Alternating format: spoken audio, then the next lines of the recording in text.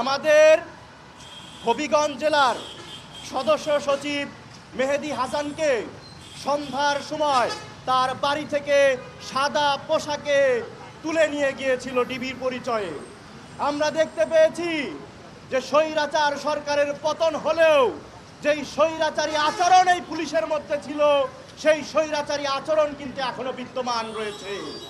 আমরা দেখতাম আগে রাজনৈতিক কারণে বিভিন্ন সময় আন্দোলনকারীদেরকে এই সাদা পোশাকে তুলে নিয়ে যাওয়া হতো। এই ধরনের সাদা পোশাকে তুলে নিয়ে যাওয়ার যেই নাটকীয়তা এবং বর্বরতা, সেই বর্বরতা জুলাই গণঅভ্যুত্থানের মধ্য দিয়ে বাংলাদেশের ছাত্র জনতা লাল কার্ড প্রদর্শন করেছে। কিন্তু আফসোসের বিষয়, আজ আমার ভাই মেহেদী হাসানকেই সাদা পোশাকে তুলে নিয়ে যাওয়া হচ্ছে।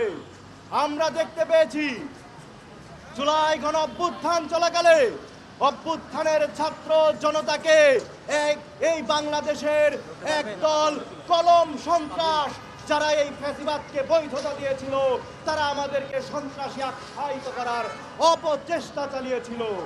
আমরা দেখতে পেয়েছি এই কলম সন্ত্রাসীদের, এই তথাকথিত ফ্যাসিবাদের এনবেলার বুদ্ধিজীবীদের কোনো বিচার বাংলাদেশে এখন পর্যন্ত হয় নাই।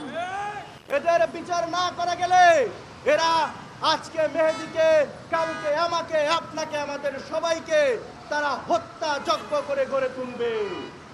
আমরা সুস্পষ্ট ভাষায় বলে দিতে চাই যে কলম সন্ত্রাস এবং এই কলমের ফ্যাসিবাদের যারা এনবেলার বাংলাদেশে রয়েছে, প্রত্যেককে এই জুলাই গণহত্যার বিচারের আওতাধীন নিয়ে আসতে হবে।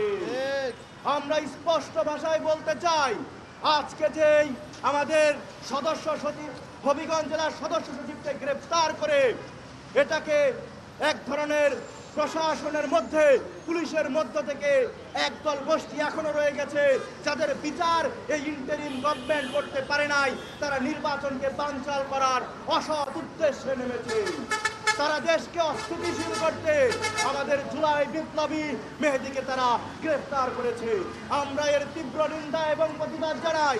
আমরা দেখতে পেয়েছি সন্ধ্যার পর থেকে প্রশাসন বিভিন্ন সময় বিভিন্নভাবে তাল বাহানা করে ঘন্টার পর ঘন্টা তারা আমাদের নষ্ট করেছে।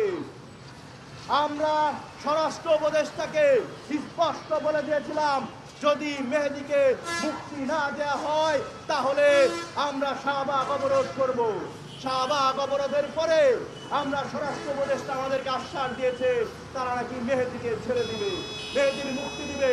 যদি মেহেদীর মুক্তি না দেওয়া হয় আর যদি টালবাহানা করা হয়, তাহলে আমরা সারা দেশের বিপ্লবী জনতা আমরা কিন্তু চুপ থাকবো না।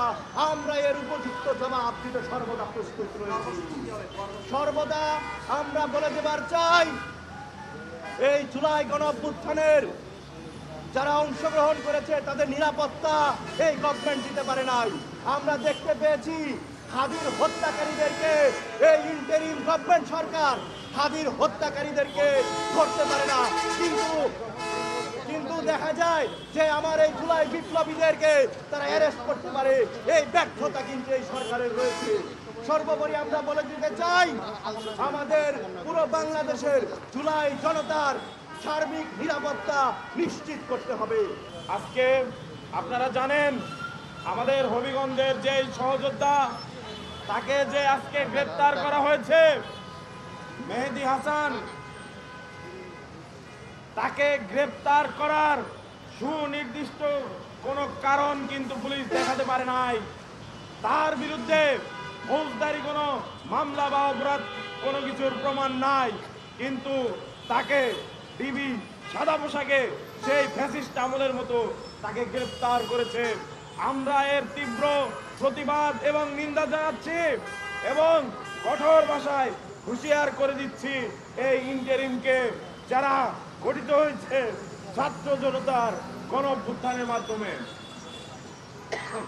এবং যেই হবিগঞ্জ জেলায় 9 জনকে গান পয়েন্টে নিয়ে এই এসআই সন্তোষ হত্যা করেছে, সেই এসআই সন্তোষ গণঅভ্যুত্থানের মাধ্যমে ছাত্র জনতার রায়ে সঠিক শাস্তি পেয়েছে বলে আমরা বিপ্লবীরা মনে করি। শুধু তাই নয়, আমরা এই ইন্টারিমের প্রতি প্রশ্ন রাখতে চাই। আমি মাহিন সরকার, আমার নামে জুলাইয়ে 3টি মামলা হয়েছে, এটি আমি জানি। এর সামনে ভবিষ্যৎ কি আমরা তো জানি। গত বছরের 5 আগস্ট ডক্টর মোহাম্মদ ইউনূস সংসদ ভবন এলাকায় তিনি জুলাই ঘোষণাপত্র পাঠ করেছেন। সেখানে আমাদের দায় মুক্তির কথা আছে, আমাদের দায় মুক্তির কথা আছে।